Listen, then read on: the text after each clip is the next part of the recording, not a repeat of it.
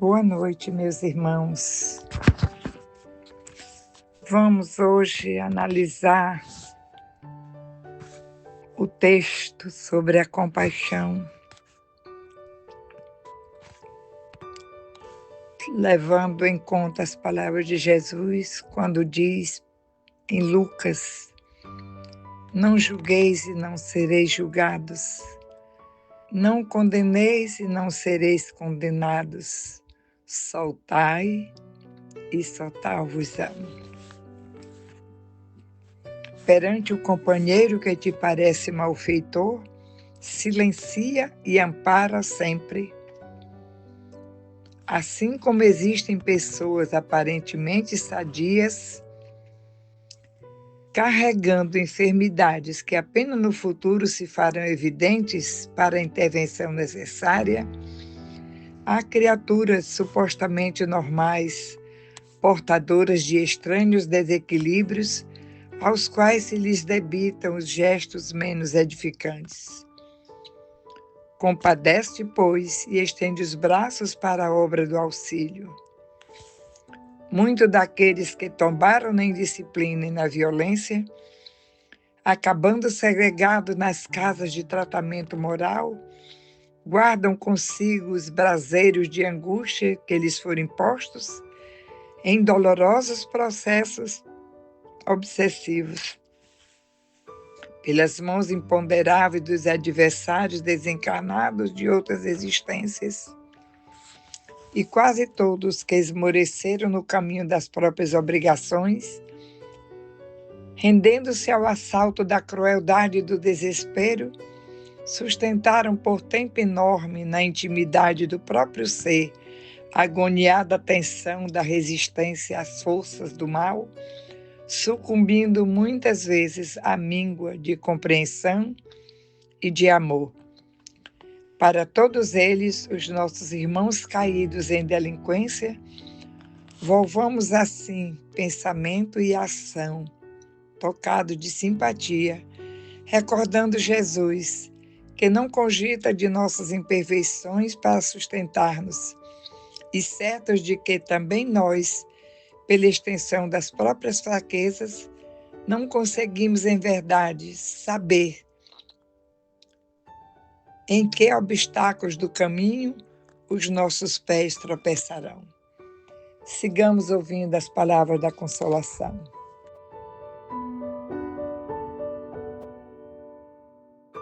Evangelho segundo o Espiritismo, capítulo 21, item 5. Prodígios dos falsos profetas. Levantar-se-ão falsos cristos e falsos profetas, que farão grandes prodígios e coisas de espantar, a ponto de seduzir os povos próprios escolhidos. Essas palavras dão um verdadeiro sentido do termo prodígio. Na acepção teológica, os prodígios e os milagres são fenômenos excepcionais, fora das leis da natureza. Como as leis da natureza são obras exclusivas de Deus, ele pode sem dúvida derrogá-las, se lhe apraz.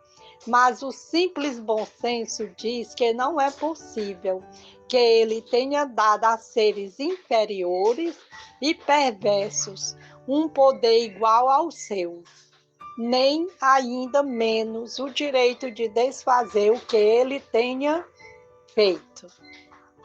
Jesus não pode ter consagrado semelhante princípio. Se, portanto, de acordo com o sentido que se atribui a essas palavras, o espírito do mal tem o poder de fazer prodígios tais que os próprios escolhidos se deixam enganar. O resultado seria que, podendo fazer o que Deus faz, os prodígios e os milagres não são privilégio exclusivo dos enviados de Deus, e nada provam, pois nada distingue os milagres dos santos dos milagres do demônio. deve-se procurar um sentido mais racional para aquelas palavras. Aos olhos do vulgo ignorante, todo fenômeno cuja causa é desconhecida passa por sobrenatural, maravilhoso e miraculoso. Uma vez encontrada a causa, reconhece-se que o fenômeno, por mais extraordinário que pareça, não passa da aplicação de uma lei da natureza. Assim, os círculos dos fatos sobrenaturais se restringe à medida que o da ciência se alarga. Em todos os tempos, houve homens que exploraram, em proveito de suas ambições, de seus interesses e do seu anseio de dominação, certos conhecimentos que possuíam, a fim de alcançarem o prestígio de um suposto poder sobre-humano ou de uma pretensa missão divina. São esses os falsos cristos e os falsos profetas. A difusão das luzes lhes destrói o crédito, razão pela qual o número deles diminui à medida que os homens se esclarecem. O fato de operar o que certas pessoas consideram prodígios não constitui, pois, sinal de uma missão divina, já que pode resultar de conhecimentos que cada um pode adquirir, ou de faculdades orgânicas e especiais, que o mais indigno pode possuir tão bem quanto o mais digno. O verdadeiro profeta se reconhece por características mais sérias e exclusivamente morais. Boa noite, meus amigos, que a paz de Deus permaneça sempre no meio de nós. As reflexões do Referido Evangelho, vamos aqui lembrar que Jesus vem nos alertar sobre ainda os falsos profetas e, consequentemente, os falsos prodígios, com certeza já presente desde o seu tempo e que o próprio Cristo tinha plena convicção de que isso ainda seria uma decorrência para gerações futuras. E é claro, consideremos que a humanidade já evoluiu bastante, mas ainda há muito que caminhar, pois necessário se faz, além de conhecer o Evangelho, é preciso ainda vivenciá-lo. E assim fazendo, ressignificando-se a cada dia, se conduzindo como verdadeiro cristão ou como verdadeiro espírita, pois ambas as realidades, já sabemos, é a mesma coisa. Hoje, apesar de termos aprendido tanto, de termos passado por tantas e tantas reencarnações, ainda os que se dizem cristãos, muitas vezes, ou muitos desses irmãos desavisados, se apresentam como seguidores da lei, mas que não passam de falsos cristos ou falsos profetas, inclusive realizando coisas de se espantar, grandes prodígios, chegando até a enganar milhares de seres encarnados. Bem sabemos que, na acepção teológica, os prodígios e os milagres são fenômenos excepcionais fora das leis da natureza. Ora, as leis da natureza são obras de Deus.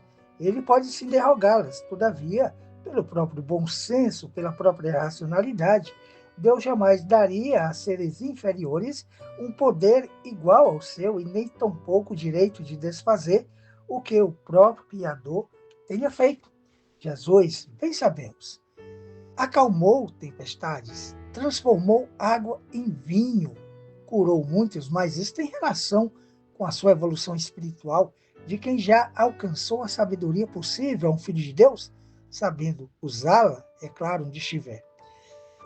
Não vamos esquecer que entender também que alguns fenômenos são considerados excepcionais, milagrosos até, enquanto não se conhecem as causas, as leis que os produzem.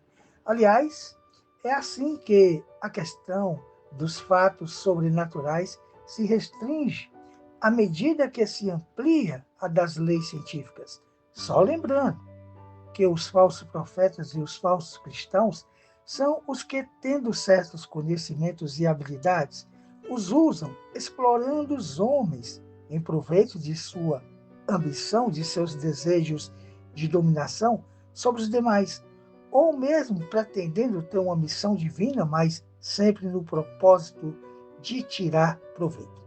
Não foi por acaso que Jesus disse que fôssemos prudentes como as serpentes e puros como as pombas. E é claro que muitos desses falsos profetas que estão em todos os lugares, até mesmo dentro do meio espírita, todavia há como desmascará-los, compreendendo que todos eles sofrerão as próprias consequências. Na verdade, meus irmãos, o verdadeiro profeta se conhece por características morais. E essas características morais são sempre apresentadas pelo respeito e vivência das leis de justiça, de amor e de caridade. Sigamos com o Mestre. Muita paz.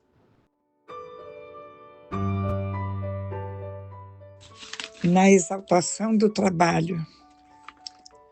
Para considerar a importância do trabalho, relacionemos particularmente algumas calamidades da inércia no plano da natureza. A casa, longamente desabitada, afasta-se da missão de albergar os que vagueiam sem teto e, em seguida, passa à condição de reduto dos animais inferiores que a mobilizam por residência.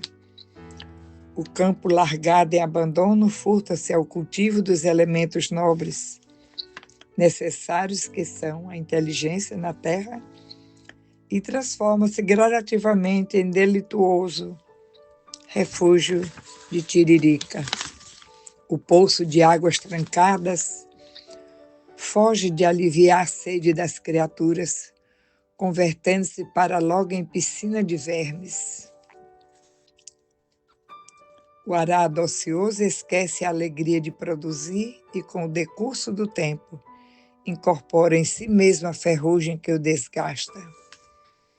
O alimento indefinidamente guardado sem proveito deixa a função que lhe cabe no socorro aos estômagos desnutridos e acaba alentando os agentes da descomposição em que corrompe. Onde estiveres, lembra-te de que a vida é caminhada, atividade, progresso, movimento e incessante renovação para o bem.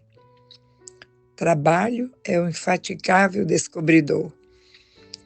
Transpõe dificuldade, desiste da irritação, ouvida mágoas, interoso recurso das experiências e prossegue adiante, promovendo para a humanidade e para todos nós a purificação dos elementos das águas, do ar, das árvores, enfim, que todos nós possamos usufruir do seio da terra, águas, mananciais preciosos e purificados pela natureza e pelas bênçãos do alto que caem todos os dias sobre a terra.